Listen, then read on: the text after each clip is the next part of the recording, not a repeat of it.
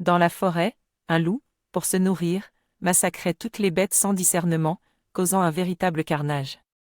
Les animaux, fort inquiets, allèrent en délégation se plaindre à l'esprit de la forêt, qui fit comparaître le loup devant lui.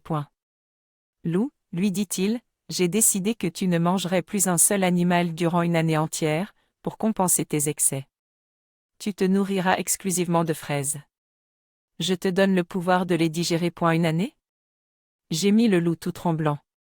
Comment le pourrais-je? 365 jours, 365 nuits. Ni un de moins ni un de plus. Trancha l'esprit de la forêt. Promets-moi solennellement de ne pas enfreindre ma sentence. Le loup leva la patte et jura solennellement de respecter sa promesse. Pendant plusieurs jours, la mort dans l'âme, il se nourrit de fraises.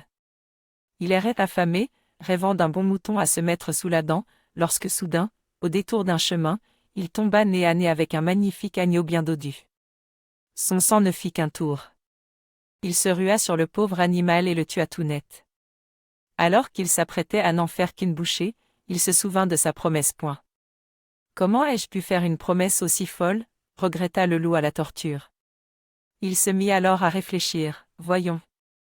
Au fond, qu'est-ce qu'un jour et qu'est-ce qu'une nuit?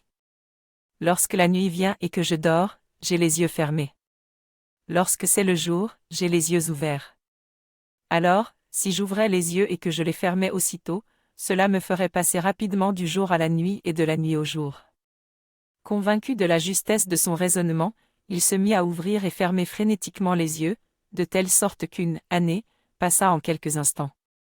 Il dévora ensuite sa proie sans aucun scrupule. En découvrant cette histoire, j'ai vraiment pensé à moi-même, à toutes les fois où j'ai triché, où je n'ai pas tenu mes promesses. Quelque part, on triche. On croit faire le travail et on ne le fait pas. On croit donner, mais on retient. On triche.